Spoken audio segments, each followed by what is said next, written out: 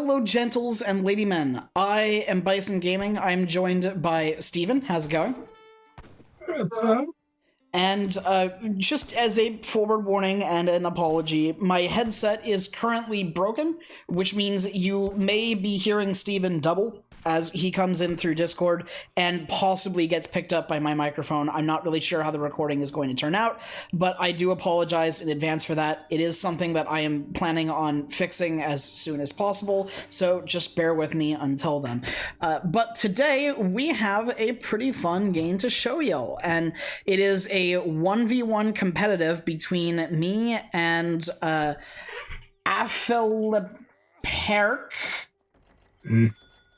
Philipperic on Hungarian plains. And, you know, I get a lot of comments on some videos where they're like, well, your strats are cool and all, but, you know, I'm looking for more 1v1 strats than you do teams. And I want to express the point that many of my strats are unviable in 1v1, but not all of them. And the reason I play teams is just because I enjoy it more generally. But today we're going to be using one of my strats and showing it off in a 1v1 scenario. And so it'll be a little bit different, you know, than usual. So we are doing a 1v1 against Inca, and we are going to be performing the strategy that was showcased in one of my last videos, and one of my most recent ones, with the Mills and State Militia. Mills, State Militia, and Outpost with Tennesse in a 1v1 scenario versus the Inca player. Now my strategy is a fair bit more polished than it was before, and we'll kind of be going over some of the changes that I have made as we go through. But Steven, how's it going? Yeah, so this is, you know, a variant of, I don't know, how long ago was it that Gideon first threw out the first path on this? Probably a year. So this is a, Gideon did not invent this strategy idea, but he was definitely the first to use it publicly. Yeah, I'm not saying he invented it, but at least as far as our server is concerned, it started getting thrown around probably, about a year ago, but never really snowballed to anything. It was like, oh, that's an interesting option. It was just, unfortunately, just never viable. Yeah. At least in a like tactical, like practical supremacy sense, you know. Yeah. And that's honestly why this is my favorite strategy currently, because it's a strategy that's years in the making. You know, Gideon tried, and he got closer than I ever did until now, when in terms of making this viable in a standard issue game. Yeah. And I'm so happy to have designed this variant of the strategy that just works real well. You were actually here live for this game, right? You were I was streaming this in the Discord and you were watching it. Yep. So I think, yeah. So in terms of some slight differences in decks, we have since removed the British Immigrants card and added I think we added Magyar Hussars, or the Kovats Legion, because it is food wood, and that's mostly what our economy is with the strategy, is food wood. Yeah. So it just made sense, you know. The other option for that was going to be Team Alaska Purchase, which costs 2,500 wood. But that doesn't really help us as much in a 1v1 scenario, and I kind of want it to be viable for both, so there's that. And other than that, there's really only one more major change to the strategy that comes in Age 3, but other than that, it's just kind of been polished, you know. The order has been redone a little bit, and it's just more refined in general. Yeah. I know I look a little bit less like I look a little bit more like I know what I'm doing now.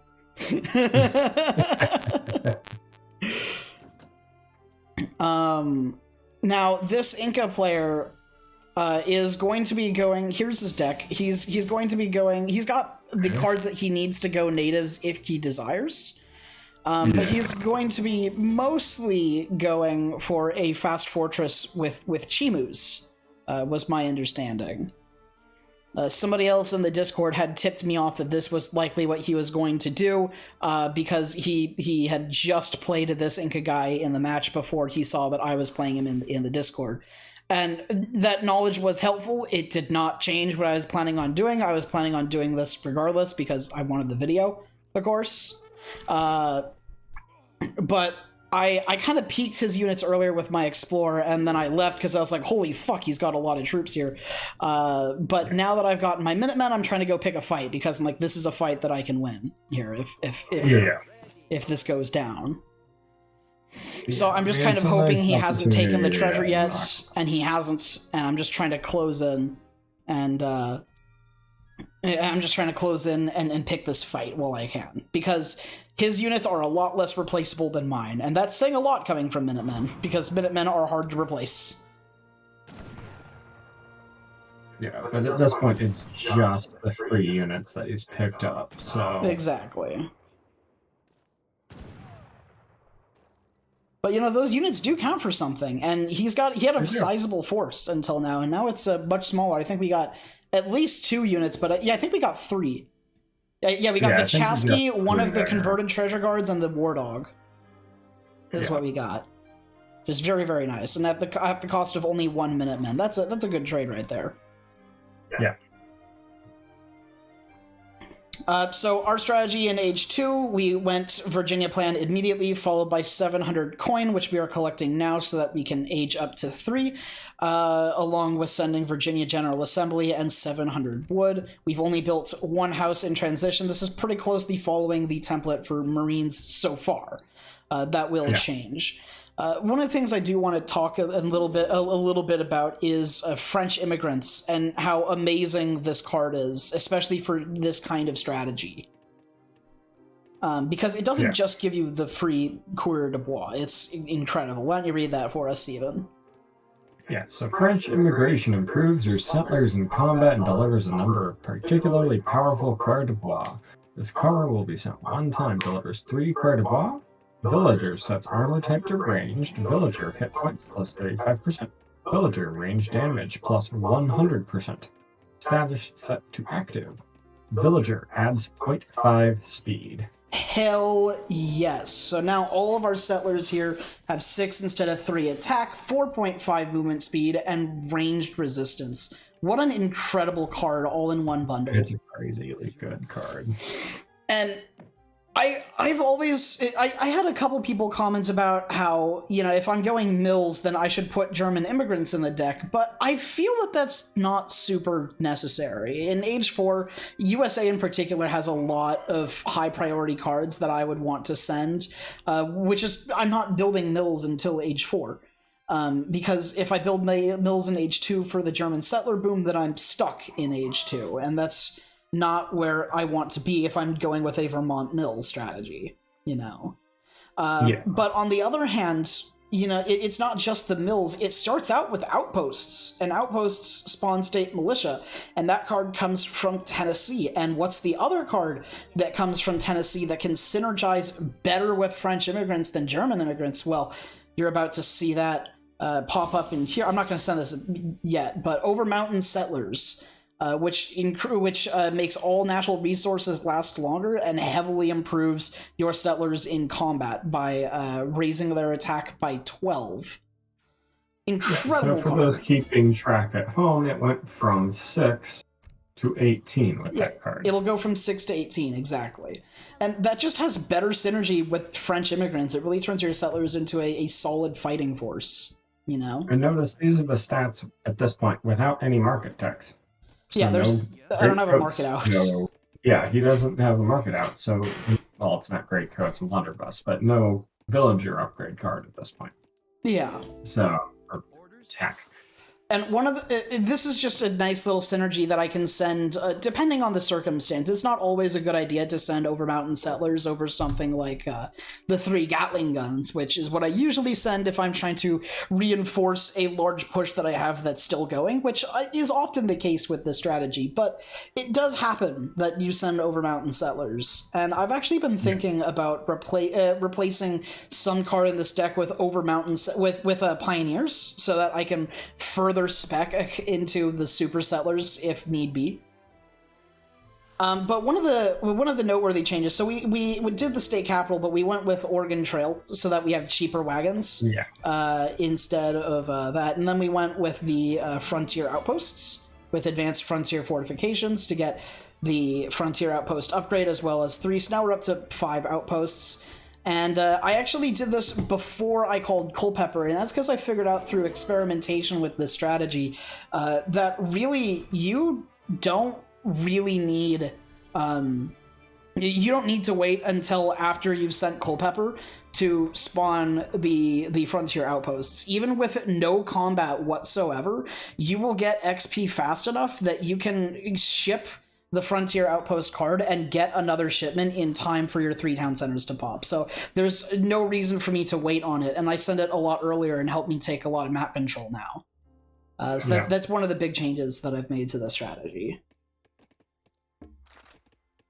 So now the push is starting. Big fat wrecking ball coming in. With no settler killing power. No, but it's Inca. They're half their eco is in these houses. Exactly.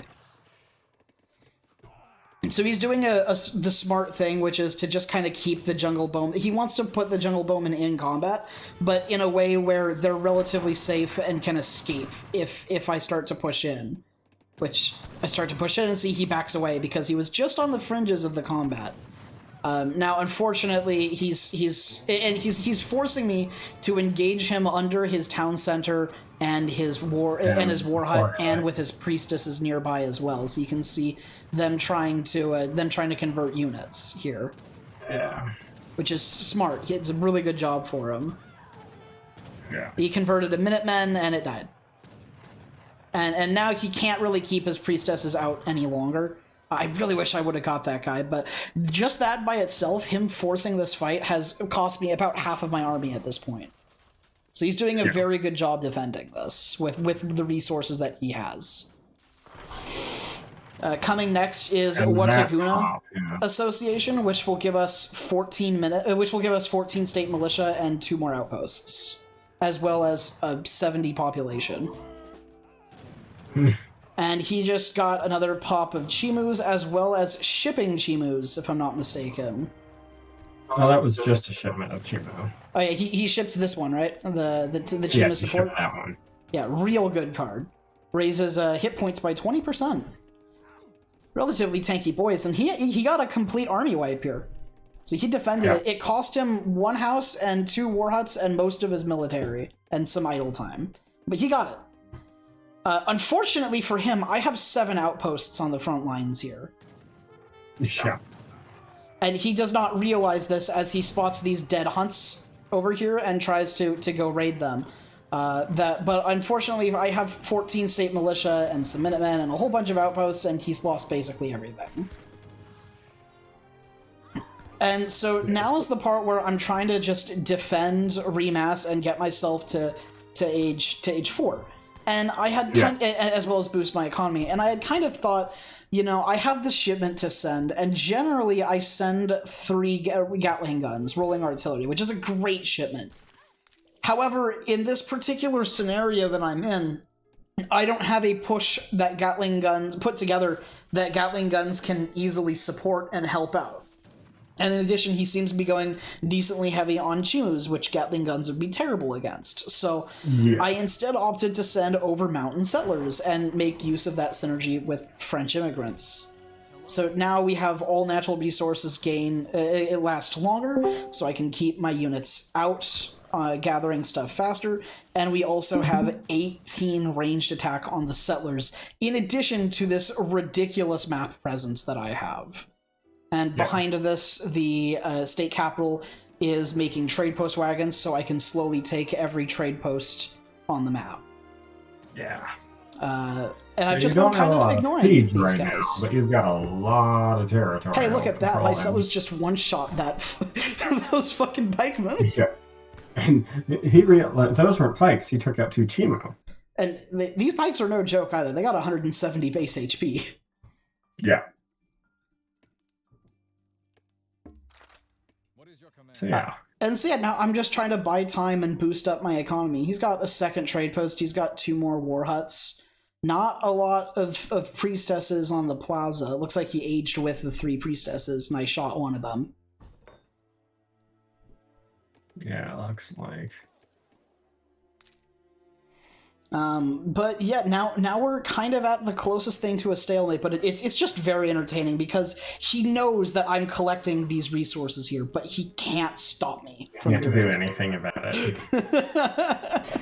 Not unless he gets a much bigger mass. No. And so I'm moving out my forces here because I'm about to get another batch of Minutemen for High Siege, and I'm hoping to go for this trade post here so I can take the entire trade line, because at this point I have every other trade post. They're all being built or already constructed, or in the middle of being constructed. And I'm like, oh shit, there's a town center here. Decent number of Chimus sitting there. And this is a very good mass of Chimus here. Like, it's not huge, and I'm able to kind of pick it off. But it's the right unit for the job, and it is a wall of meat that I'm going to struggle to get through, just because half of my army is comprised of state militia. Yeah. But the good news is we have settlers here to assist, and the settlers are doing basically a better job than half my military. Yeah. Even then, these Chimus are no slouch. They're no slouch. They're doing damage here. They are. But down goes my army, but it's okay. We're sending land grab, and we're about to sell a little bit of wood for coin and get to H4, because we finally have the economy we need. And right now I'm just kind of playing a game of chicken with the settlers, where I go out, lure his units in, and then run back in and shoot, and go out, and it's annoying because I can't gather, but, you know, he's taking trades to do this and not getting too much in return. Yeah. We're finally getting our frontiersman upgrade at the market, which I think is just an HP boost. Yeah, it's an HP boost. Gives him a little bit of extra HP. HP and range. Oh yeah, and range. They have 18 range now. That's funny. Got 2 of my settlers there. And now he's trying to go for this trade post down here. But that's fine. Who gives a shit? The important thing is, by this point, I have sent land grab, which in combination with my state capital Oregon Trail bonus, makes it so that my mills will only cost 140 wood, which is great because we have like 1,500 wood stockpiled. So we're just going to go on a fun wood gathering adventure. This was definitely a bad trade here. He caught me out unawares. But yeah, we're just making mills everywhere. Have fun. Deal with it. And then the second that we send our state capital card with Vermont, because that is what we're aging with, we'll be getting a big mass of state militia. Now, one of the things I totally forgot to do, and it's kind of because I'm trying to build a stable right now and train some carbine cavalry to help deal with this Chimu, is I forgot to get the veterancy upgrade for state militia, which would have been real nice. But now he's picking a fight in the middle of all of my settlers and all of my state militia spawning around him. His units are completely surrounded, getting shot at by the tanky settlers, the state militia, and the outposts. The Minutemen are popping and converging on the location. His whole Chimu mass dies, accomplishing basically nothing. And game is called. And it was over at that point because I was just about to spam more mills and just get a huge fucking mass. That was the plan. God, what a strategy.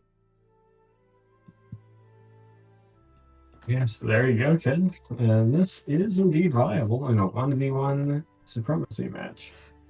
There I go, using settlers and only spawned units in combat. No trained units whatsoever.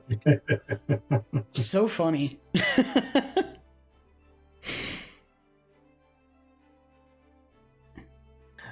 So it's fun to see things like this, where it's like, you know, these strategies out there are usable, and the thing is, I don't view this as an OP strategy. Like, this is... Yeah, it's not OP. It's just viable. It's fun, and it's viable, and it's different. And it's not OP, but it is oppressive. For sure. It's designed to be oppressive. That's the whole point of the strategy, is that you are just oppressive. You have an omnipresent... You have a thick presence around the entire map that your enemy just feels like he's constricted to one corner, you know? Yeah. And that's kind of the point. But it is fun, for sure.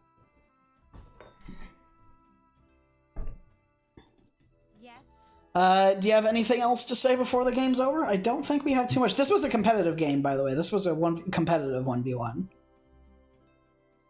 Yeah. Oh my god! You're off by 2. Wait. It says I have most resources. I have less res than him by 2. What the fuck? I've noticed this. I think the index seems to be just slightly behind real time for the award, because I've seen this happen in a couple matches recently where there were a couple people really close and one person overtook them at the very end. And I think it just... something in the code doesn't recognize that. It's like, oh, you had the most, like, half a second before the end. How crazy is it? I just noticed this now, but how crazy is it that we were as far as the end game is concerned, 2 resources away from each other from being equal, and yet I have a huge score lead. Now that's artificial because I'm paying 140 wood for a 400 score mill, but I have a huge score lead, a huge map presence, and basically have struck down his military at every turn and stopped him from doing anything. Like, that just goes to show the oppression power that this strategy contains. Yeah. Yeah, I think that's it. Yeah, I don't have anything else. Have a great day, gentles and ladymen, and goodbye.